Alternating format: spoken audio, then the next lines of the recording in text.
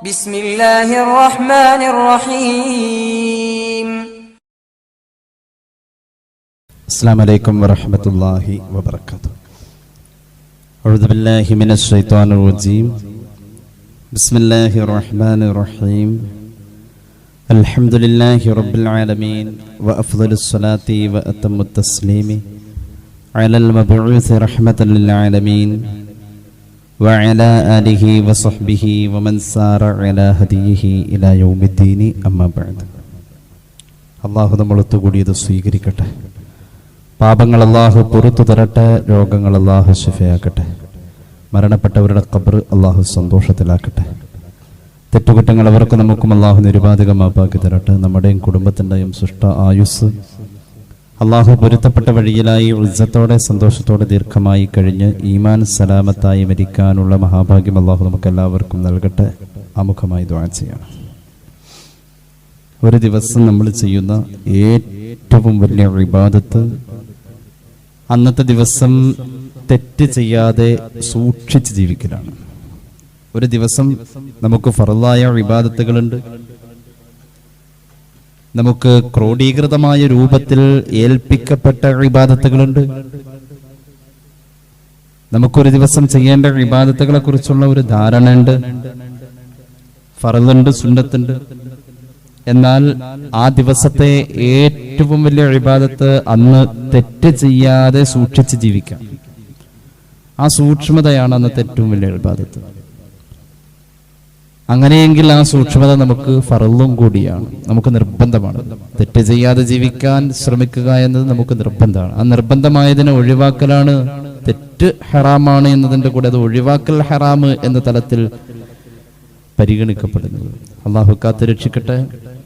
സൂക്ഷ്മത എന്നതിന് അറബിയിൽ പറയും വറ് എന്ന്. വറ്, വാവ്, റാ, ഐന്, വറ്. തെറ്റാകുമോ എന്ന സൂക്ഷ്മതാബോധം, അതോടൊപ്പം തന്നെ തെറ്റാണെന്ന് ഉറപ്പുള്ള കാര്യത്തെ പൂർണ്ണമായും ഒഴിവാക്കുക. തെറ്റാകുമോ എന്ന ആ പേടിയാൽ ഉള്ള ഒരു സൂക്ഷ്മതയും തെറ്റാണെന്ന് ഉറപ്പുള്ളതിനെ പരിപൂർണമായും ഒഴിവാക്കലും, ഇതിനാണ് സൂക്ഷ്മത, വറഅ് എന്ന് പറയാം. അത് വലിയ ഒരു ഇബാദത്താണ്. കൂടുതൽ ഇബാദത്ത് ചെയ്യുന്നു എന്നതല്ല അല്ലാഹ് പരിഗണിക്കുക. തെറ്റുകൾ ഒഴിവാകുന്നുണ്ടോ എന്നുള്ളതാണ് പരിഗണിക്കുക. കൂടുതൽ ഇബാദത്ത് ഉണ്ടാവുക എന്നതിനെ അല്ല പരിഗണിക്കുക. കൂടുതൽ ഇബാദത്തുണ്ട്, കൂടുതൽ തെറ്റുമുണ്ട് എങ്കിൽ അതിൽ കാര്യമില്ല. തെറ്റ് ഒഴിവാകുന്നുണ്ടോ എന്നതിനെയാണ് അള്ളാഹു കൂടുതൽ സൂക്ഷിക്കുക, ശ്രദ്ധിക്കുക എന്ന് മഹാന്മാർ പഠിപ്പിക്കുന്നതായി കാണാം. മഹാനായ അബ്ദുല്ലാഹി ഇബ്നു മുതറഫ് റളിയല്ലാഹു അൻഹു പറയുമായിരുന്നു, ഇന്നകല തൽഖാ അർറജുലൈനി, രണ്ടാളെ കണ്ടു കഴിഞ്ഞാൽ അഹദുഹുമാ അക്സറു സൗമൻ വസ്വലാത്തൻ വസ്സദഖ, രണ്ടിൽ ഒരാള് കൂടുതൽ സദഖയുണ്ട്, കൂടുതൽ നിസ്കാരമുണ്ട്, കൂടുതൽ നോമ്പുണ്ട്. രണ്ടാമത്തെ ആള് അത്രയൊന്നുമില്ല, പക്ഷേ രണ്ടാമത്തെ ആൾക്കാണ് കൂടുതൽ പ്രതിഫലം കിട്ടിയത്. അങ്ങനെ രണ്ടാളെ സങ്കല്പിച്ചാൽ ഈ രണ്ടുപേർക്കിടയിൽ വന്നിട്ടുള്ളതായ അന്തരങ്ങൾ എന്തെന്ന് ചോദിച്ചാൽ മഹാനവറുകൾ പറയാ, ഹുവ അശദ്ദുഹുമാ വറഅ, കൂടുതൽ ഇബാദത്ത് ചെയ്തവനേക്കാളും ഇബാദത്ത് കുറഞ്ഞവന് കൂടുതൽ കൂലി കിട്ടിയത് അവൻ കുറഞ്ഞ ഇബാദത്തിന്റെ കൂടെ തെറ്റുകൾ വരാതെ കൂടുതൽ സൂക്ഷിച്ചു എന്നതാണ്. അപ്പോൾ കൂടുതൽ സൂക്ഷിക്കുക, തെറ്റ് വരാതെ, അതാണ് ഏറ്റവും വലിയ ഇബാദത്ത്. അള്ളാഹു തൗഫീഖ് നൽകി അനുഗ്രഹിക്കുമാറാവട്ടെ. സൂക്ഷ്മതയെ നമുക്ക് വളരെ ശ്രദ്ധിച്ച് പഠിക്കേണ്ട ഒരു പാഠ്യ വിഷയമായി തന്നെ കാണണം. എങ്ങനെയൊക്കെ സൂക്ഷിക്കാൻ കഴിയും? ഓരോ കാര്യങ്ങളും അള്ളാഹുവിന്റെ ഇഷ്ടക്കുറവ് വരുമോ, പടച്ചോന് പൊരുത്തമില്ലാത്ത ഒരു രീതി ഇതിലുണ്ടാകുമോ എന്നൊക്കെ നമുക്ക് ഒരു ചിന്ത ഉണ്ടാക്കിയെടുക്കാൻ ശരീരത്തെ പരിശ്രമിപ്പിക്കാം. പരിശുദ്ധ ഖുർആന്റെ വ്യാഖ്യാനം പറയുന്നിടത്ത് ഇമാം ജലാലുദ്ദീൻ സുയൂത്തി ദുറുൽ മൻസൂറിൽ രേഖപ്പെടുത്തുന്നതായി കാണാം. മഹാനായ അബ്ദുല്ലാഹി ഇബ്നു റവാഹ റളിയല്ലാഹു അൻഹു വലിയ മഹാനാണ്. മുഅ്തത്തിന്റെ രണഭൂമിയിൽ വഫാത്തായ വലിയ മഹാൻ അബ്ദുല്ലാഹി ഇബ്നു റവാഹ റളിയല്ലാഹു അൻഹു മുഅ്തത്തിലേക്ക് പോകാൻ നേരം അല്ലാഹുവിന്റെ ഹബീബ് സല്ലല്ലാഹു അലൈഹി വസല്ലം തങ്ങളുടെ അടുക്കൽ വരുന്നുണ്ട്. വന്നിട്ട് ചോദിക്കുന്നുണ്ട്, യാ റസൂലല്ലാഹ് ഔസിനി, നബിയെ സല്ലല്ലാഹു അലൈഹി വസല്ലം എന്തെങ്കിലുമൊക്കെ എനിക്ക് വസിയ്യത്തായി എന്നോട് പറഞ്ഞേൽപ്പിക്കാമോ? ഞാൻ ചെയ്യേണ്ടതായ കാര്യങ്ങൾ വസിയ്യത്തായി എന്നോട് പറഞ്ഞേൽപ്പിക്കാമോ? പുണ്യനബി സല്ലല്ലാഹു അലൈഹി വസല്ലം പറഞ്ഞു, അബ്ദുല്ലാഹി ഇബ്നു റവാഹ എന്ന മോനെ, ഇന്നക തഖ്ദമു അർളൻ അസ്സുജൂദ് ബിഹാ ഖലീൽ ഫസ്തക്സിർ മിനസ്സുജൂദ് ബിഹാ. മുഅത്തത്തിന്റെ രണഭൂമി എന്നത് പൊതുവെ സുജൂദ് കുറച്ച് സംഭവിച്ചിട്ടുള്ള ഒരു സ്ഥലമാണ്. അതുകൊണ്ട് നീ അങ്ങോട്ട് ചെല്ലുമ്പോൾ അവിടെ നിന്റെ സുജൂദുകൾ കൂടുതൽ ഉണ്ടാവണം ആ ഭൂമിയിൽ. അതായത് കൂടുതൽ നീ അവിടെ നിസ്കരിക്കണം. സുന്നത്ത് നിസ്കാരമാണെങ്കിലും അല്ലെങ്കിൽ മറ്റേതെങ്കിലും രീതിയിലുള്ള അമലുകളാണെങ്കിലും ഒക്കെ അവിടെ ഇബാദത്തിന്റെ ഒരു സാന്നിധ്യം, ഇബാദത്തിന്റെ ഒരു സാഹചര്യമൊക്കെ കുറവുള്ള ഒരു ഇടമാണ് മുഅത്തത്ത്. ആ മുഅത്തത്ത് എന്ന് പറയുന്ന സ്ഥലത്തെത്തിയാൽ നീ കൂടുതൽ സുജൂദ് ചെയ്യണം. ആ ഭൂമി, അവിടുത്തെ ആ ഭൂമിക, അതിന് സുജൂദിന്റെ ഒരു ദാഹമുണ്ട്. സുജൂദ് കിട്ടിയിട്ടില്ല, നീ കൂടുതൽ അവിടെ സുജൂദ് ചെയ്യാൻ ശ്രമിക്കണം എന്ന് പുണ്യനബി സല്ലല്ലാഹു അലൈഹി വസല്ലം. അതോടൊപ്പം തന്നെ ഞാൻ ഈ പറഞ്ഞു തരുന്ന കാര്യം ഫസ്തക്സിർ മിനസ്സുജൂദ് ബിഹാ, മറ്റുള്ളവരെ കൊണ്ടും അവിടെ കൂടുതൽ നിസ്കരിപ്പിക്കണം ആ മണ്ണില്.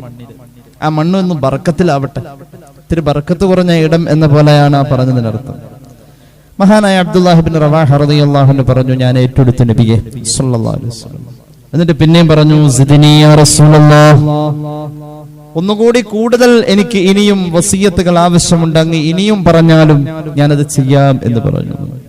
അപ്പൊ അള്ളാന്റെ ഹബീബ് സല്ലല്ലാഹു അലൈഹി വസല്ലം പറഞ്ഞു മഹാനായ സ്വഹാബിയോട്, ഉദ്കുറുല്ലാഹ തആല, നീ അവിടെ ചെന്നാൽ കൂടുതൽ റബ്ബിനെ ഓർക്കാനുള്ള കാര്യങ്ങളിൽ ബന്ധപ്പെട്ട് നിൽക്കുക. ദിക്റുകളായും സൽക്കർമ്മങ്ങളായും, പ്രത്യേകിച്ച് ദിക്ർ. എന്നാൽ ഏതൊരു കാര്യത്തെ ലക്ഷ്യം വെച്ചുകൊണ്ടാണ് അങ്ങോട്ട് പോയത്, ആ കാര്യം അള്ളാഹു വിജയിപ്പിച്ചു തരും എന്ന് പുണ്യനബി സല്ലല്ലാഹു അലൈഹി വസല്ലം. അതായത് മുഅത്തത്തിന്റെ രണഭൂമിയിൽ വിജയം സുനിശ്ചിതം. അപ്പൊ സുജൂദ് വർദ്ധിപ്പിക്കുക, ദിക്ർ വർദ്ധിപ്പിക്കാം. മുഅത്തത്തിലേക്ക് പോകാൻ നിൽക്കുന്ന അബ്ദുല്ലാഹി ഇബ്നു റവാഹ റളിയല്ലാഹു അൻഹു സന്തോഷത്തോടു കൂടെ അവിടെ നിന്ന് തിരിച്ചു. കുറച്ചങ്ങോട്ട് ചെന്നിട്ട് മഹാനവറുകൾ വീണ്ടും തിരിച്ചു വന്നു. ഞാൻ ദിക്റുകളും സ്വലാത്തുകളും ഖുർആൻ പാരായണവും സുജൂദും ഒക്കെ ഞാൻ ചെയ്തോളാം, എന്നാലും എനിക്ക് അവിടെ സമയമുണ്ടാവും. നബിയെ, ഇനിയും എനിക്ക് കൂടുതൽ ചെയ്യണം. അള്ളാന്റെ ഹബീബ് പറഞ്ഞു, എന്നാൽ മോനെ, നീ അള്ളാഹുവിനെ ഓർക്കാനുള്ള ദിക്റുകളിൽ റബ്ബിന്റെ തൗഹീദിലേക്ക് നിന്റെ മനസ്സ് പോവാൻ, അള്ളാഹ്ക്ക് മാത്രമേ അത് കഴിയൂ, അള്ളാഹ് നിന്നെ കൊണ്ടേ കഴിയൂ എന്ന് അള്ളാഹുവിൽ മാത്രം നിന്റെ മനസ്സ് തറപ്പിച്ചു പോകുന്ന രീതിയിലുള്ള ഓർമ്മകൾ കൊണ്ടെടുക്കാം. അങ്ങനെ ഇലാഹി സ്മരണയുടെ, അള്ളാഹുവിന്റെ തൗഹീദിന്റെ ഏറ്റവും അകക്കാമ്പിലേക്ക് ഹൃദയത്തെ ഇറക്കി വെച്ചിട്ടുള്ള ഇലാഹി സ്മരണയില്, ഒരു ധ്യാനത്തില് ഇങ്ങനെ തന്നെ ഇരുന്നു കൊണ്ട് അള്ളാഹിനെ ചിന്തിച്ചും ഓർത്തും ഒക്കെ അവിടുത്തെ സമയത്തെ ചെലവഴിയാം. ഏറ്റവും വലിയൊരു ഇബാദത്താണ്. തനിച്ചിരുന്ന് ഇങ്ങനെ അള്ളാഹിനെ കുറിച്ച്, അള്ളാഹ് ചെയ്ത അനുഗ്രഹങ്ങളെ കുറിച്ച് ഇങ്ങനെ ഓർത്ത് ഏറ്റവും വലിയ ഇബാദത്ത് അതാണെന്ന് പുണ്യനബി സല്ലല്ലാഹു അലൈഹി വസല്ലം പറയുന്ന ഒരു ഹദീസ് കാണാൻ കഴിയും. നമ്മൾ സാധാരണ ചെയ്യുന്ന അമലുകളിലൊക്കെ ഈ ഓർക്കൽ കൂടി വരുമ്പോഴാണ് ആ അമലിന് അതിൻ്റെതായ ഒരു മഹത്വം ഉണ്ടാവുക. ഉദാഹരണം നിസ്കാരം. നിസ്കാരത്തിൽ ഖൽബ് അള്ളാഹുവിന്റെ അടുക്ക് വിടാതെ ശരീരത്തിന്റെ പ്രകടനങ്ങൾ മാത്രം നിസ്കാരത്തെ ആധാരമാക്കിയാൽ നിസ്കാരം കൊണ്ട് ഫലമില്ല. ഫവൈലുൽ ലിൽ മുസല്ലീൻ അല്ലദീന ഹും അൻ സ്വലാത്തിഹിം സാഹൂൻ. നിസ്കാരത്തിൽ മനസ്സ് വേറെ എവിടെയോ സഞ്ചരിക്കുന്നു. അത് ഏത് അമലിലും അങ്ങനെയാണ്. ഹൃദയ സാന്നിധ്യം നിർബന്ധമാണ്. അങ്ങനെ ഹൃദയ സാന്നിധ്യം അള്ളാഹു എന്ന വിചാരത്തിൽ നിലനിർത്തിക്കൊണ്ട് നിനക്ക് ഒരു സുബ്ഹാനല്ലാഹ് പറയാൻ കഴിഞ്ഞാൽ അതിലിങ്ങനെ ഏകാഗ്രതയിലേക്ക് നിന്റെ മനസ്സിനെ പിടിച്ചു കെട്ടാൻ കഴിയണം. അതാണ് കൂടുതലായി നിന്നോട് പറയാനുള്ളത്. പിന്നെ പറഞ്ഞു, നബിയെ, ഇത് പോരാ, ഇനിയും വേണം. അപ്പോൾ അല്ലാഹുവിന്റെ ഹബീബ് പറഞ്ഞു, لا تعجزن إن أسأت عشرا أن تحسن واحدا. ജീവിതത്തിൽ അബദ്ധങ്ങൾ സംഭവിച്ചാൽ അതിന്റെ പേരിലെല്ലാം പോയി ഇനി ഞാൻ നന്നാവൂലെന്ന് ചിന്തിക്കല്ലേ. 10 പ്രാവശ്യം അബദ്ധം പറ്റിയാലും ഒറ്റ പ്രാവശ്യം ഒരു നന്മ ചെയ്യലുകൊണ്ട് 10 പ്രാവശ്യത്തെ അബദ്ധത്തെ തിരുത്താൻ എനിക്ക് കഴിയുമെന്ന ആത്മവിശ്വാസം എപ്പോഴും വേണേ സയ്യിദുനാ റസൂലുള്ളാഹി. ചില ആളുകൾക്കൊരു തോന്നലുണ്ട്, ഞാൻ ഒരിക്കലും നന്നാവൂല. അങ്ങനെ ഒരു തോന്നലുണ്ട്. അങ്ങനെയല്ല 10 വട്ടം നിനക്ക് തെറ്റ് പറ്റിയാലും പടച്ചോനെ ഞാനൊരു നല്ല കാര്യം ചെയ്യാൻ പോവാം. ആ 10 വട്ടം എനിക്ക് പറ്റിയ തെറ്റിനെ തിരുത്താൻ നന്മയ്ക്ക് 10 ഇരട്ടി കൂലിയല്ലേ? ഒറ്റ നന്മ കൊണ്ട് എനിക്ക് കഴിയണം, എനിക്കത് കഴിയും. എന്റെ പാപം പൊറുപ്പിക്കാൻ ഞാൻ റബ്ബ് ഇഷ്ടപ്പെട്ട ഒരു അമൽ ചെയ്യാൻ തീരുമാനിച്ചു എന്ന പ്രതിജ്ഞയിൽ തെറ്റ് സംഭവിച്ചതിന് പകരം അല്ലാ ഞാനൊന്ന് നല്ലത് ചെയ്യാണ്. യമാമ യുദ്ധത്തിൽ വെച്ചുകൊണ്ട് മഹാനായ വഹ്ശ് ഇബ്നു ഹർബ് റളിയല്ലാഹു അൻഹു മുസൈലിമത്തുൽ കദ്ദാബിനെ കൊല്ലുന്നുണ്ട്. ആരാ? വഹ്ശി. ഉഹദിലെ ഹംസ റളിയല്ലാഹു അൻഹുവിനെ കൊന്ന ആളാം. അന്ന് മറുപക്ഷത്തായിരുന്നു വഹ്ശി. ഉഹദ് കഴിഞ്ഞ് ഇസ്ലാമിക ആശ്ലേഷണം ഉണ്ടായി, വഹ്ശി മുസ്ലിമായി. ഇബ്നു ഹിബ്ബാന്റെ സ്വഹീഹിലുണ്ട്, മുത്തുനബി പറയാറുണ്ട് സല്ലല്ലാഹു അലൈഹി വസല്ലം, എന്റെ മുന്നിലേക്ക് വരല്ലേ വഹ്ശി, നിന്നെ കാണുമ്പോൾ എനിക്ക് ഹംസയെ ഓർമ്മ വരുന്നു എന്ന് ഖാല റസൂലുള്ളാഹി സല്ലല്ലാഹു അലൈഹി വസല്ലം. അത്രയും നബിയെ വേദനിപ്പിച്ച ഒരു വലിയ കൊലപാതകമായിരുന്നു ഹംസ റളിയല്ലാഹു അൻഹുവിനെ വഹ്ശി കൊന്നത്. ആ വഹ്ശി മുസ്ലിമായി. വഹ്ശി മുസ്ലിമായ ശേഷം വഹ്ശി യമാമ യുദ്ധത്തില് മഹാനവറുകള് സ്വഹാബിയാണല്ലോ, കള്ളപ്രവാചകനായ മുസൈലിമത്തുൽ കദ്ദാബിനെ ഇടത്തെ കൈയിന് കൊല്ലാം, ഇടത്തെ കൈ കൊണ്ടാ കൊല്ലാം. എന്നിട്ട് പറയും, വലത്തെ കൈക്ക് ഞാൻ ഹംസയെ കൊന്നതിന്റെ പ്രായച്ചിത്തം ഞാൻ എന്റെ ഇടത്തെ കൈ കൊണ്ട് വഹ്ശിയെ കൊന്ന് തീർത്തു എന്ന് പറയുമായിരുന്നു. ഞാൻ ഇന്ന് കുറെ തെറ്റൊക്കെ ചെയ്തതല്ലേ പടച്ചോനെ, എന്തെങ്കിലും ആവട്ടെന്നൊരു നല്ല കാര്യം ചെയ്യാൻ അങ്ങ് തീരുമാനിച്ചു. അത് ഫർളായതല്ല, ഒരാളെ സഹായിച്ചതായിരിക്കാം. അങ്ങനെ ഒരു നന്മയെ ഒരെണ്ണാണെന്ന് വെച്ച് നീ ചെറുതായി കാണേണ്ട. തിന്മ 10 ചെയ്താലും ഒരു നന്മ കൊണ്ട് അതിനെ തിരുത്താൻ കഴിയുമെന്ന ആത്മവിശ്വാസം അള്ളാഹുവിന്റെ റഹ്മത്തിൽ നിനക്കുണ്ടാവണം എന്നത് മുഹമ്മദ് റസൂൽ സല്ലല്ലാഹു അലൈഹി വസല്ലം സഹാബിക്ക് കൊടുത്ത ഉപദേശം. അള്ളാഹു തൗഫീഖ് നൽകട്ടെ. അപ്പൊ ജീവിതത്തിൽ സൂക്ഷിച്ച് ജീവിക്കാൻ, അള്ളാഹിനെ സൂക്ഷിച്ച് ജീവിക്കാൻ ഒരു വലിയ പ്രയാസം തന്നെയാണ്. അത് നമുക്ക് ഓർമ്മ വെച്ച നമ്മുടെ പ്രായപൂർത്തിയുടെ തല മുതൽക്ക് മരണം വരെ അതൊരു യുദ്ധം പോലെ നമ്മുടെ ശരീരത്തോട് അല്ലെങ്കിൽ നമ്മുടെ താല്പര്യങ്ങളോട് നമ്മൾ ചെയ്തുകൊണ്ടേ ഇരിക്കേണ്ട ഒരു കാര്യമാണ്. അതിനെ ഏറ്റവും വലിയ ഇബാദത്ത് എന്ന് പറയാം. ഹബീബായ നബി കരീം സല്ലല്ലാഹു അലൈഹി വസല്ലം തങ്ങൾ പറഞ്ഞു, 6 കാര്യങ്ങൾ എനിക്ക് വേണ്ടിയിട്ട് നിങ്ങൾ ഏറ്റെടുക്കുകയാണെങ്കിൽ നിങ്ങൾക്കായി ഞാൻ ഒരു കാര്യം ഏറ്റെടുത്തിട്ടുണ്ട്. മുത്തുനബി ഏറ്റെടുത്ത ആ ഒരു കാര്യം സ്വർഗമാണ്. അള്ളാഹു തൗഫീഖ് നൽകട്ടെ.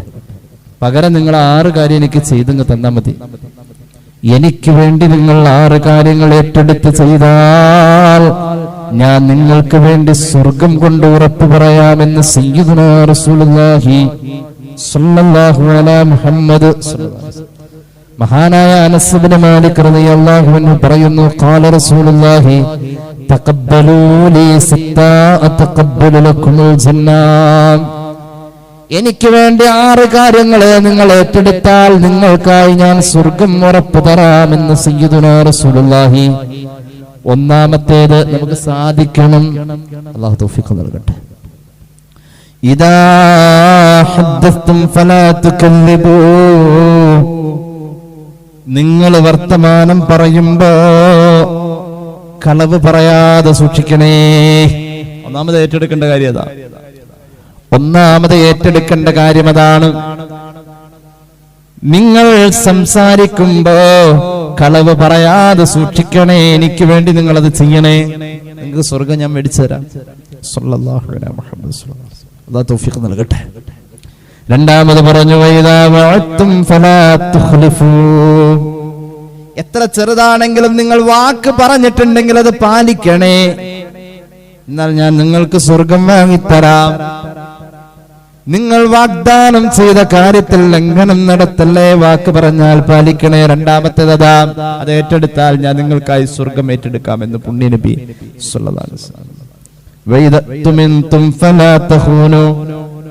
നിങ്ങളെ വിശ്വസിച്ച് ഏൽപ്പിച്ചതിൽ, നിങ്ങളെ വിശ്വസിച്ച് നിങ്ങളോട് പറഞ്ഞതിൽ നിങ്ങൾ വഞ്ചന കാണിക്കല്ലേ.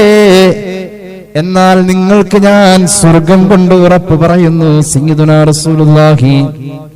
എത്രണ്ണം പറഞ്ഞു? 3. നാലാമത് പറഞ്ഞു, വഗല്ലൂ അബ്സ്വാറക്കും. എവിടേക്ക് തിരിഞ്ഞാലും ഹറാമിന്റെ കാഴ്ചയാ. ഹറാം കാണാൻ എന്റെ കണ്ണ് പോവൂല. ഞാനത് ഉറപ്പ് പറയാം നബിയെ. എന്നാൽ നിനക്ക് ഞാൻ സ്വർഗം ഉറപ്പ് പറയുന്നു സയ്യിദുനാ റസൂലുള്ളാഹി. കണ്ണുകൊണ്ട് ഹറാമ് കാണാതെ പിടിച്ചു നിർത്താൻ നമുക്ക് കഴിയുമെന്നത് മുത്തുനബിക്ക് വാക്ക് പറഞ്ഞാൽ, മുത്തുനബിയോട് വാക്ക് കൊടുത്താൽ അവിടുന്ന് സ്വർഗം കൊണ്ട് നമ്മോട് വാക്ക് പറയുകയാണ്. അഞ്ചാമത് പറഞ്ഞു, മുഹ്ഫളൂ ഫുറൂജക്കും, നിങ്ങളുടെ ലൈംഗിക അവയവങ്ങൾ കൊണ്ട് നിങ്ങൾ തെറ്റ് ചെയ്യില്ലെന്ന് നിങ്ങൾ ഉറപ്പ് പറയുന്നുവോ, എന്നാൽ സ്വർഗം കൊണ്ട് ഞാൻ നിങ്ങൾക്ക് വാക്ക് പറയുന്നു. സയ്യിദുനാ റസൂലുള്ളാഹി ഇമാം ഹാക്കിമിന്റെ മുസ്തദറക്കിലെ ഹദീസ് കാണാം. ആറാമത്തേത് വകുഫൂ ഐദീകും വഅർജുലകും അനിൽ ഹറാം, കയ്യും കാലും നാവും കണ്ണും മൂക്കുമെല്ലാ അവയവങ്ങളും ഹറാമുമായി ബന്ധപ്പെടില്ലെന്ന് എനിക്ക് ഉറപ്പ് പറയാൻ, എന്നോട് ഉറപ്പ് പറയാൻ ആർക്ക് കഴിയുന്നുവോ അവർക്ക് ഞാൻ സ്വർഗം കൊണ്ട് ഉറപ്പ് പറയുന്നു. സയ്യിദുനാ റസൂലുള്ളാഹി സ്വല്ലല്ലാഹു അലൈഹി വസല്ലം. ജീവിതത്തിന്റെ സൂക്ഷ്മതയാണത്. നമുക്കത് ഉറപ്പ് പറയാൻ കഴിഞ്ഞേ പറ്റൂ. റസൂലുള്ളാഹി സ്വർഗം കൊണ്ട് ഉറപ്പ് പറയണം നമ്മോട്. അല്ലാഹു തൗഫീഖ് നൽകട്ടെ. ഈ 6 കാര്യങ്ങൾ ഏറ്റെടുത്തോ, 6 കാര്യങ്ങൾ ഏറ്റെടുത്തോ സ്വർഗം കിട്ടും. ഈ 6 കാര്യങ്ങൾ കൊണ്ട് സ്വർഗം കിട്ടുമെന്ന് മുഹമ്മദ് റസൂൽ സ്വല്ലല്ലാഹു അലൈഹി മുഹമ്മദ് സ്വല്ലല്ലാഹു അലൈഹി വസല്ലം.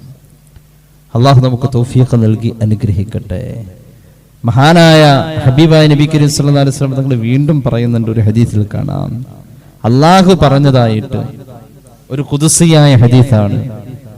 ഓ എന്റെ പ്രിയപ്പെട്ട അടിമേ, അദ്യമഫ്തറദതു അലൈക തകും മിൻ അഅ്ബദന്നാസ്, ഫർളുകളൊക്കെ പൂർത്തീകരിച്ചോ, വലിയ ഇബാദത്തുകാരനായി ഞാൻ നിങ്ങളെ പരിഗണിക്കാം. അള്ളാഹു പറഞ്ഞേക്കാം, നമ്മോട് പറയാൻ പറഞ്ഞ് ഏൽപ്പിച്ചിരിക്കാം, മുത്തുനബി പഠിപ്പിക്കാം. ഫർള് എന്ന് തോന്നുന്നതിൽ ഒരു വീഴ്ചയും വരുത്താതെ, പ്രത്യേകിച്ച് നിസ്കാരം, അത് നിങ്ങൾ അങ്ങോട്ട് പൂർത്തീകരിച്ചോ, വലിയ ഇബാദത്തുകാരനാണ് മുപ്പര് എന്ന് നിങ്ങൾക്ക് പദവി, റാങ്ക് ഞാൻ തന്നേക്കാം എന്ന് അള്ളാഹു പറഞ്ഞിട്ടുണ്ടെന്ന് മുഹമ്മദ് റസൂൽ സ്വല്ലല്ലാഹു അലൈഹി വസല്ലം. അതുപോലെ തന്നെ അള്ളാഹ് ചെയ്യരുത് എന്ന് പറഞ്ഞ കാര്യം നമ്മെ സംബന്ധിച്ചിടത്തോളം, നമ്മൾ ഇടപഴകുന്നിടത്തും നമ്മൾ ചെന്ന് നിൽക്കുന്നിടത്തും നമുക്ക് ചെയ്യാൻ പറഞ്ഞ അള്ളാഹ് നിർബന്ധിച്ചത് കുറച്ചേ ഉണ്ടാവുള്ളൂ. ചെയ്യരുത് എന്ന് പറഞ്ഞതായിരിക്കും കൂടുതലുണ്ടാവാം. ചെയ്യരുത് എന്ന് പറഞ്ഞത്. രണ്ടാമത് പറഞ്ഞു, അള്ളാഹു ചെയ്യരുതെന്ന് പറഞ്ഞ കാര്യം നിങ്ങൾ ഒഴിവാക്കിക്കോ. അങ്ങനെ ഒരു ശീലം നിങ്ങൾക്ക് ഉണ്ടായിക്കഴിഞ്ഞാൽ നിങ്ങൾ ജനങ്ങളുടെ കൂട്ടത്തിൽ ഏറ്റവും സൂക്ഷ്മത ഉള്ള ആളാണ് എന്ന പദവി നിങ്ങൾക്ക് ഞാൻ തന്നേക്കാം. ഇനി നിങ്ങൾക്ക് പണക്കാരനാവണോ? വലിയ വലിയ പണക്കാരുടെ ലിസ്റ്റ് കേരളത്തിലേത് ഈ കഴിഞ്ഞ ദിവസം പുറത്തു വന്നിട്ടുണ്ടായിരുന്നു. നിങ്ങൾക്ക് വലിയ പണക്കാരനാവണോ? പണം എന്ന് പറഞ്ഞാൽ എന്താ? നിങ്ങൾക്ക് ജീവിക്കാൻ ഉള്ള ഒരു കഴിവാണ് പണം. അതൊരു ചമ്മന്തി കൊണ്ടും കുറച്ച് കഞ്ഞിവെള്ളം കൊണ്ടും ഒക്കെ കഴിഞ്ഞു പോയ സമ്പന്നത എന്ന് പറയുന്ന മനസ്സിന്റെ തൃപ്തി ഉണ്ടല്ലോ, അത് പൂർവികർക്ക് എമ്പാടുണ്ടായിരുന്നു. അള്ളാഹുവിന്റെ ഹബീബ് പഠിപ്പിക്കാണ്, സമ്പന്നനെ പോലെ നിങ്ങൾക്ക് കഴിയാം. അതിനെന്ത് ചെയ്താൽ മതി?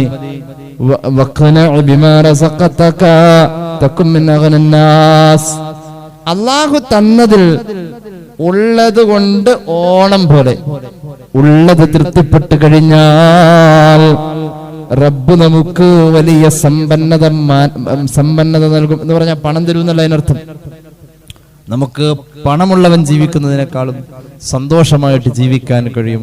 ഇത് സൂക്ഷ്മതയുടെ അധ്യായമായി പരിശുദ്ധ റസൂൽ സ്വല്ലല്ലാഹു അലൈഹി മുഹമ്മദ് സ്വല്ലല്ലാഹു അലൈഹി വസല്ലം. പലപ്പോഴും ഞാൻ പറഞ്ഞിട്ടുണ്ട്, ഒരു രാജാവിന് എല്ലാ പ്രൗഢിയിലും അലങ്കാരത്തിലും ഒന്നിനോടും തൃപ്തിയില്ലാതെ കഴിഞ്ഞിരുന്ന കാലഘട്ടത്തില് കൊട്ടാരത്തിലെ പണ്ഡിതന്മാർ ആ രാജാവിന്റെ ആ മാനസിക വിഭ്രാന്തിക്ക് പരിഹാരം പറഞ്ഞത്, രാജാവേ, അങ്ങക്ക് ഈ പ്രശ്നം എന്ത് കണ്ടാലും എന്ത് കിട്ടിയാലും അതിനോടൊന്നും ഒരു തൃപ്തിയില്ല, അതിന്റെ മുകളിലുള്ളത് അതിനേക്കാൾ നല്ലത്. അങ്ങനെയുണ്ട്, നമുക്കും ഉണ്ടാവാറുണ്ട്. ഒരു വസ്ത്രം വാങ്ങി ആയിരക്കണക്കിന് രൂപ മുടക്കി, അല്ലെങ്കിൽ ഏതെങ്കിലും ഒരുപാട് പൈസ മുടക്കി എന്തെങ്കിലും ഒരു കാര്യം ചെയ്തു, അതിനോടൊരു താല്പര്യമല്ല, നമുക്ക് അതിനെ അപ്പുറത്തേക്ക് കടക്കണം എന്ന് അങ്ങനെ ചിന്തിക്കാം. രാജാവ് അങ്ങനെയായിരുന്നു. പണ്ഡിതന്മാർ അവർക്ക് നന്നാവാൻ വേണ്ടി, മനസ്സിന് ഒരു സമാധാനം കിട്ടാൻ വേണ്ടിയിട്ട് ഒരു പരിഹാരം പറഞ്ഞു കൊടുത്തു. രാജാവേ, എല്ലാത്തിലും തൃപ്തിയുള്ള ഒരാൾ നമ്മുടെ നാട്ടിലുണ്ട്, എന്ത് കിട്ടിയാലും അത് മതി മൂപ്പർക്ക്. അയാൾ ഇട്ടിരിക്കുന്ന ഉടുപ്പ് ഒരു ദിവസം വാങ്ങി രാജാവ് അങ്ങ് ഇടാം, ഒരു ദിവസം ഇടണം. എന്നാൽ അങ്ങേക്ക് ഈ മനസ്സിന്റെ പ്രശ്നങ്ങൾ മാറിക്കിട്ടും, അങ്ങയുടെ പ്രശ്നം മാറും. ഒരു ദിവസം അയാൾ ധരിച്ച വസ്ത്രങ്ങൾ വാങ്ങി ധരിച്ചാൽ മതി. എല്ലാത്തിനോടും തൃപ്തിയുള്ള ഒരാൾ ആരാണ് എന്ന് അന്വേഷിച്ചിറങ്ങിയപ്പോ ആ നാട്ടിലെ ഏറ്റവും വലിയ ഫഖീറായ ഒരു ദരിദ്രൻ, ഒരു യാചകൻ അയാളെ കണ്ടു. അയാളെ കണ്ടിട്ട് അയാളുടെ കീറിയ ആ വസ്ത്രം വാങ്ങിയിട്ട് രാജാവ് വാങ്ങി ധരിച്ചു എന്നാ.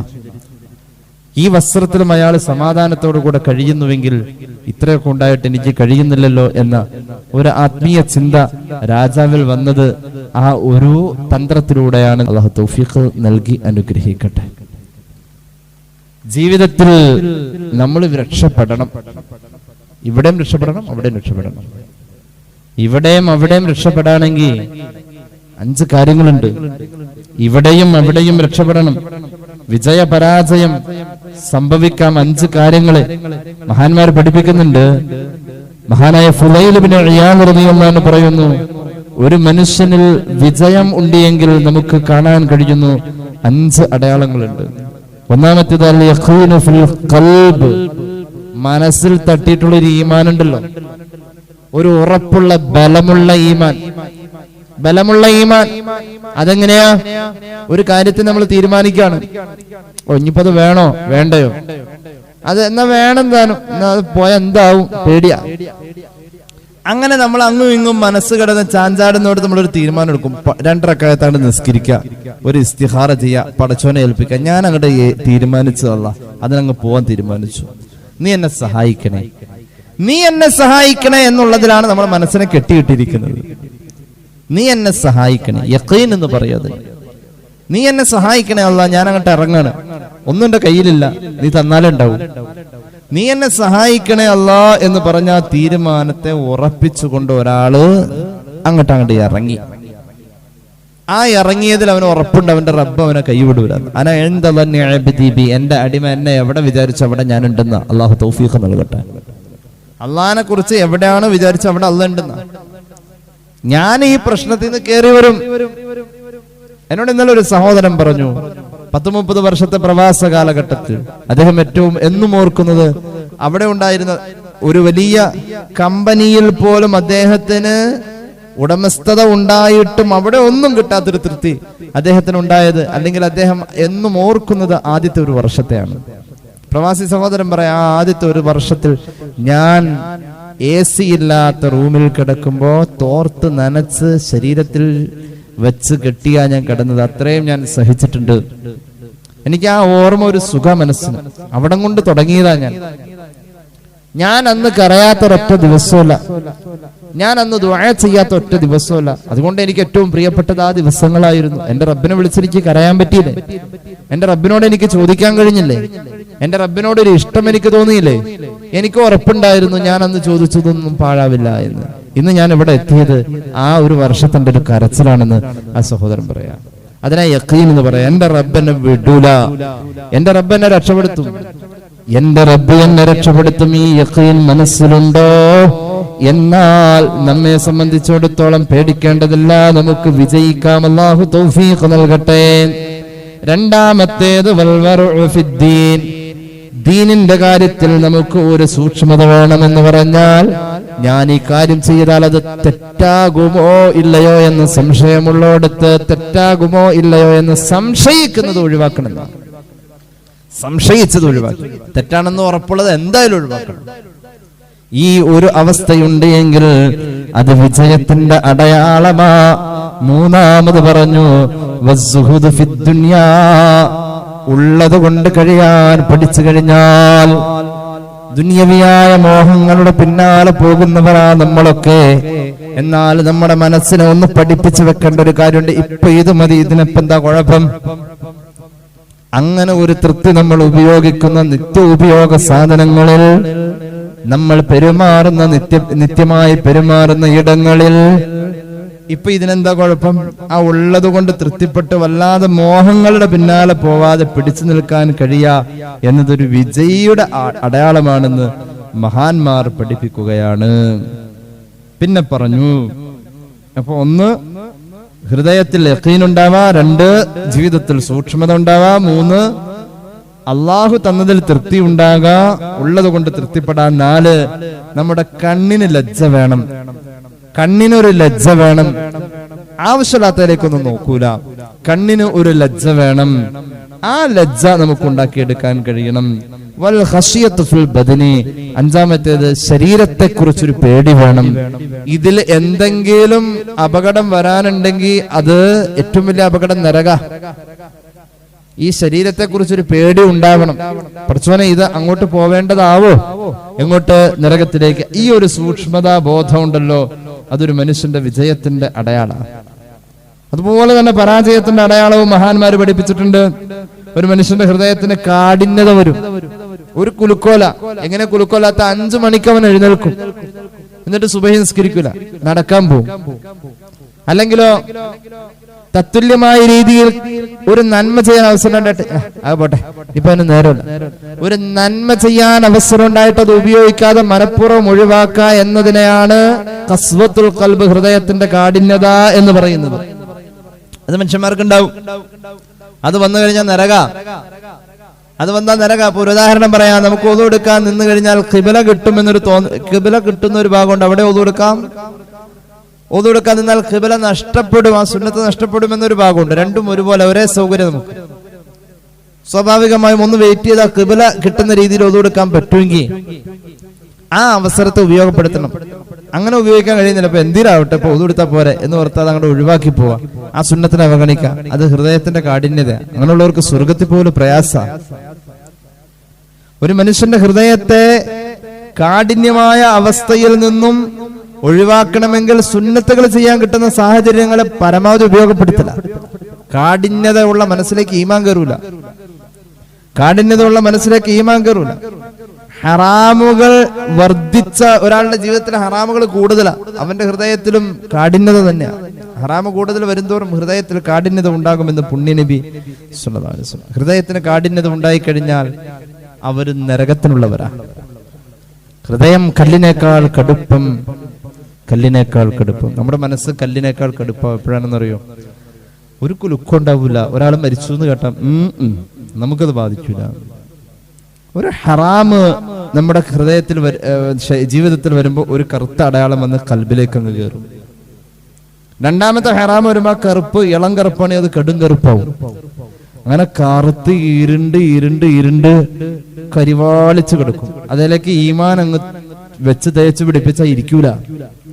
നമ്മുടെ വീട് പെയിന്റ് അടിക്കാൻ വരുന്ന ആളുകൾ മുഷിഞ്ഞ് പായല് കയറി നിൽക്കുന്ന ഭാഗം അടിച്ച് ക്ലീൻ ചെയ്തിട്ടാ പെയിന്റ് അടിക്കും. ഈ നിറവും ആ വെളിച്ചവും ഹൃദയത്തിന് കൊടുക്കുന്നത് ഈമാൻ എന്ന പെയിന്റാ. അതിനത് പായല് പിടിച്ചിരിക്കുക. പായല് ഹറാമ് ചെയ്യുമ്പോൾ ഓട്ടോമാറ്റിക്കലി അവിടെ വരാം. പരിശുദ്ധ റസൂൽ സല്ലല്ലാഹു അലൈഹി വസല്ലം കല്ലാ ബൽ റാന അലാ ഖുലൂബിഹിം, അവരുടെ ഹൃദയത്തിൽ കറുത്ത പുള്ളി വന്ന് അടയാളം തീർത്ത് എന്ന് ഖുർആൻ. മുഅ്മിൻ ഒരു ചെറിയ തെറ്റ് ചെയ്യുമ്പോൾ ഒരു കറുത്ത പുള്ളി അവരാ. അങ്ങനെയെങ്കിൽ ഒരുപാട് കറുത്ത പുള്ളികൾ കരിവാളിപ്പിച്ച് കളഞ്ഞ ഹൃദയം നമ്മുടേത്. ആ ഹൃദയം ഒരു മരണവാർത്ത കേട്ടാൽ പിടക്കില്ല. പിടയ്ക്കുന്ന ഹൃദയമുണ്ട്. അല്ലാന്ന് പറഞ്ഞാൽ കരഞ്ഞു പോകും. ഞാൻ പലപ്പോഴും അങ്ങനെ അല്ലാന്ന് പറയുന്നതിന്റെ കൂടെ കരഞ്ഞു പോകുന്ന ആളുകളെ കണ്ടിട്ടുണ്ട്. അവരുമായുള്ള ഏകാന്തത, അവരുടെ രാവുകൾ അല്ലാന്ന് പറഞ്ഞു തീരുന്നതിന് മുമ്പ് കരഞ്ഞു പോകുന്ന മഹാന്മാരെ ഞാൻ കണ്ടിട്ടുണ്ട്. നമുക്കൊക്കെ സുപരിചിതനായ സംഗീതങ്ങളെ അതിൽപ്പെട്ട ഒരു മഹാനാണ്. പലപ്പോഴും രാത്രിയിൽ ഏറെ വൈകിയ യാത്രകൾ ഒരുമിച്ച് ഞങ്ങൾക്ക് ഒരുപോലെ കിട്ടിയിട്ടുണ്ട്. ഒരു വാഹനത്തിൽ ഞാനും തങ്ങളും മാത്രമായിട്ട് യാത്ര ചെയ്ത സന്ദർഭങ്ങളൊക്കെ ഉണ്ട്. അള്ളാനെ പറഞ്ഞപ്പോ കരഞ്ഞതായി ഞാൻ ഓർക്കുന്നുണ്ട്. എന്റെ റബ്ബ് എനിക്ക് അത്ര അനുഗ്രഹം ചെയ്തല്ലോ എന്ന് പറഞ്ഞു തീരുന്നതിന് ഒരൊറ്റ കരച്ചില. അത് കറയില്ലാത്ത മനസ്സിന്നത് പോരും. അവന്റെ മനസ്സിന്റെ കറുപ്പാണത്. അവന്റെ ഉള്ളും പുറവും കറുപ്പാണെന്നൊക്കെ പറയാറുണ്ട്. ഈമാൻ കയറാത്ത മനസ്സാ കറുത്ത മനസ്സ്. ബിസ്മില്ലാഹിർ റഹ്മാനിർ റഹീം. ثم قست قلوبكم من بعد ذلك فهي كالحجارة أو أشد قسوة وإن من الحجارة لما يتفجر منه الأنهار وإن منها لما يشقق فيخرج منه الماء وإن منها لما يهبط من خشية الله وما الله بغافل عما تعملون. البقرة. കല്ലുകളിൽ ചില കല്ലുണ്ട്. നമ്മുടെ ഹൃദയം കല്ലിനേക്കാളും കടുപ്പമായി കഴിഞ്ഞാൽ ഖുർആൻ പറയാ കല്ല് പൊട്ടി വെള്ളം വരുന്ന ചില കല്ലുകളുണ്ട്. നമ്മുടെ ഹൃദയം അങ്ങ് പൊട്ടിയാൽ വെള്ളമായി ഒഴുകേണ്ടത് കണ്ണാണ്. കണ്ണിങ്ങനെ ഊർന്ന് ഇറങ്ങണം.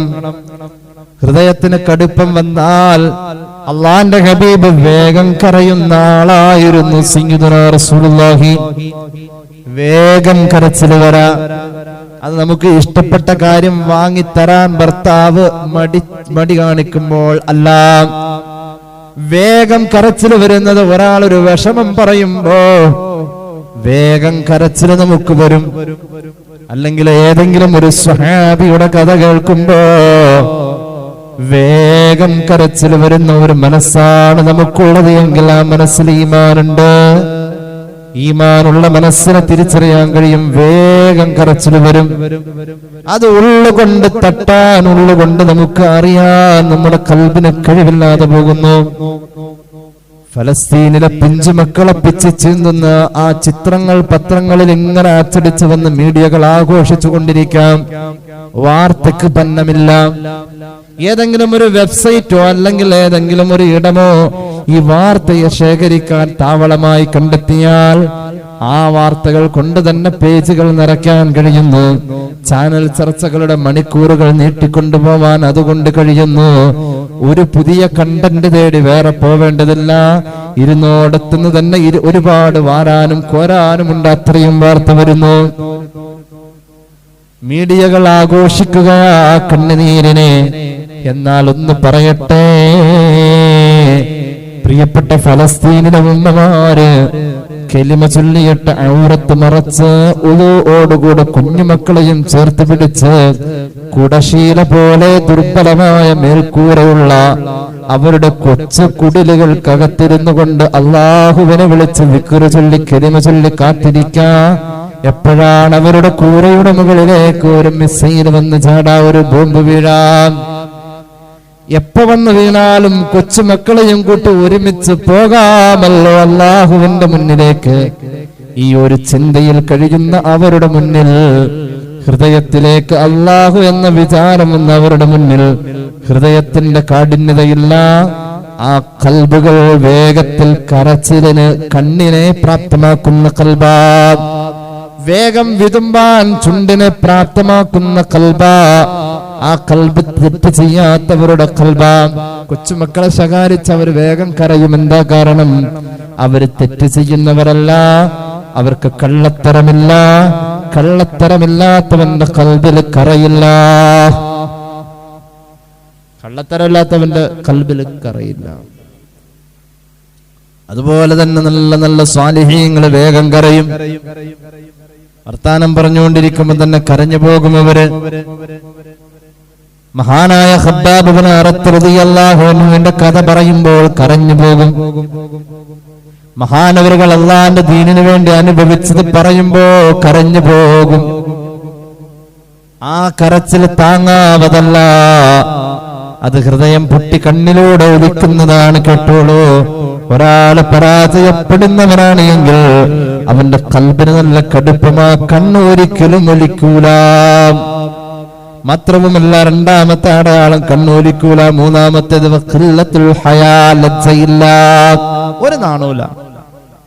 അത് ഞാൻ അവിടെ പറഞ്ഞ നാണംകേട് എന്നുള്ള ചിന്ത തന്നെയല്ല. നാണംകേട് എന്നത് പ്രശ്നമാക്കാത്ത ഇന്ന് വല്ലവർക്കും വല്ല നാണമുണ്ടോ?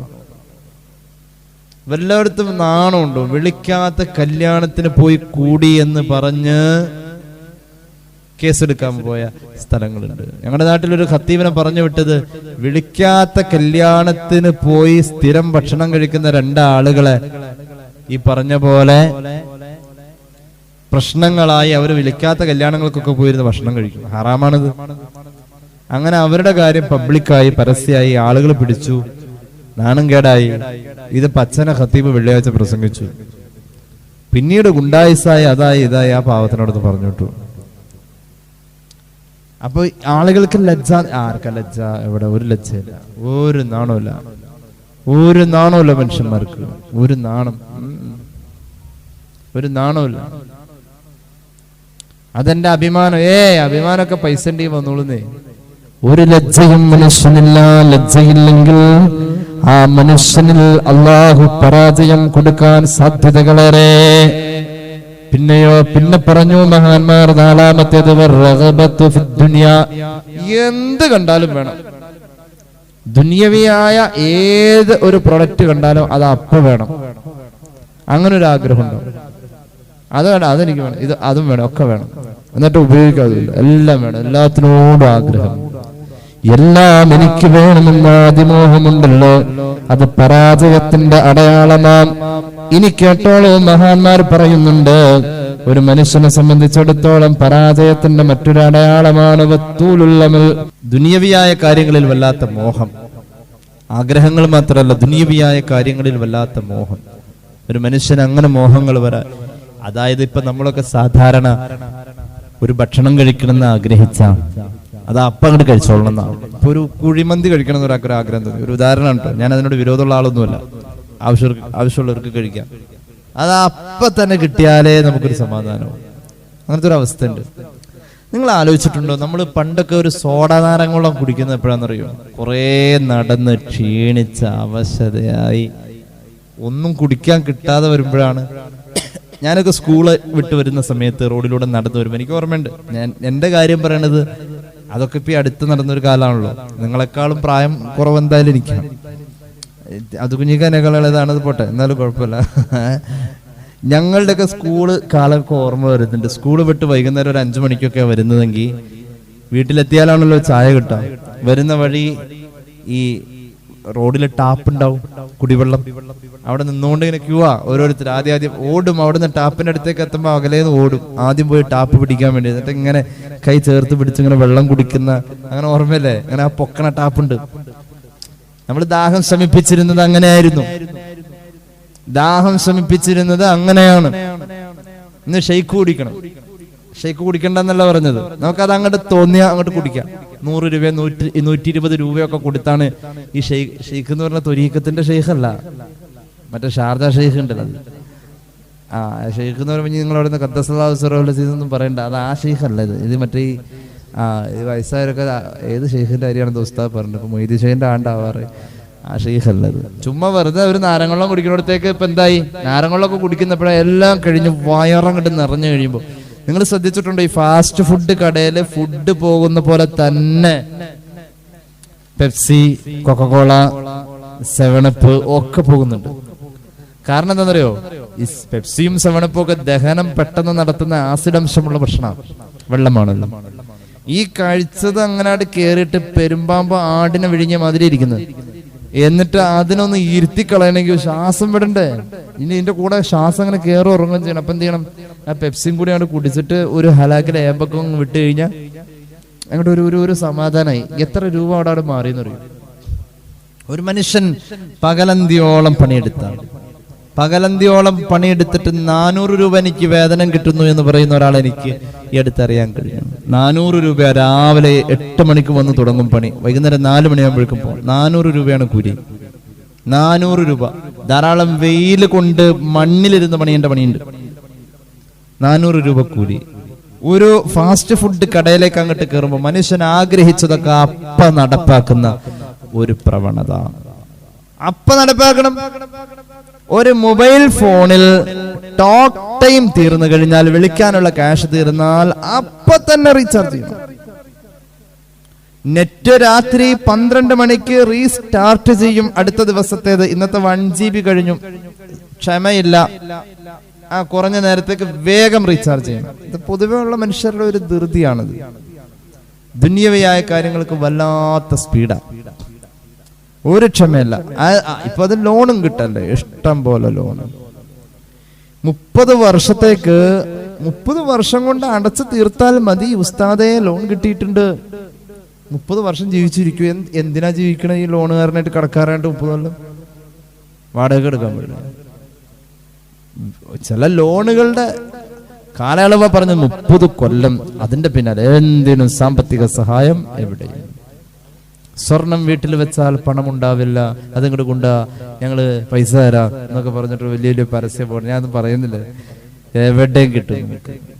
പൈസ കിട്ടാനൊന്നും ഒരു പ്രയാസമില്ല, പക്ഷെ തിരിച്ചു കൊടുക്കാൻ മനുഷ്യൻ പ്രയാസപ്പെടാണ്. ബാധ്യതകൾ കുന്നുകൂടുമ്പോൾ ആത്മഹത്യാ ഭീഷണി. ഇക്കഴിഞ്ഞ ദിവസം ഒരു ചെറുപ്പക്കാരൻ, അദ്ദേഹം കൊടുത്തു വീട്ടേണ്ട പണം ചോദിക്കുന്നു ഒരാള്, എന്റെ മുന്നിൽ വെച്ചാ ചോദിക്കാം.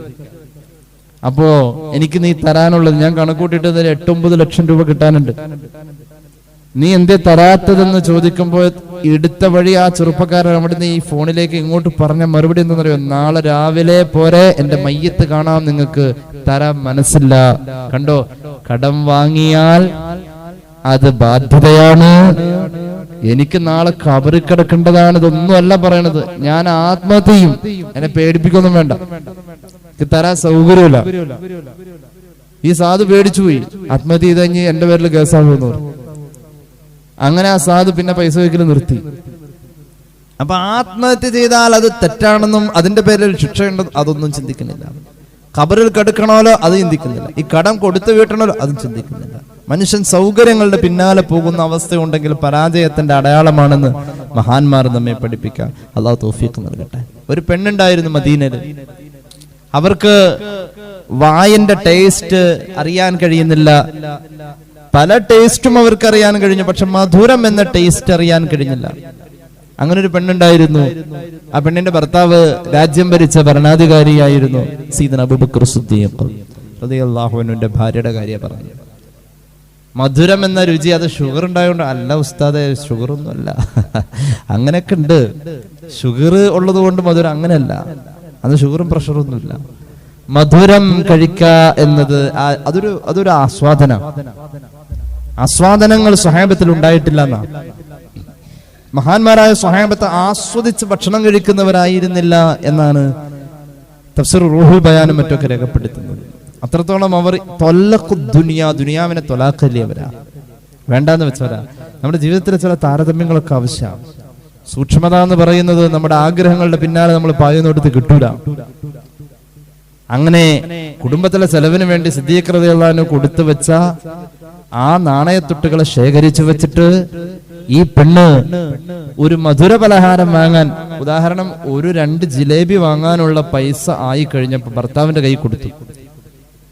എന്നും പൈസ ഇങ്ങോട്ടാ കിട്ടല്, ഇന്ന് അങ്ങോട്ടും കൊണ്ട് കൊടുത്തു. എന്നിട്ട് പറഞ്ഞു, നിങ്ങൾ വരുന്ന വഴിയില് എനിക്ക് ഇന്നാലിന്ന മധുര പലഹാരം ഒന്ന് വാങ്ങിത്തരണം, വായിക്കൊക്കെ ഒരു ചവർപ്പ്.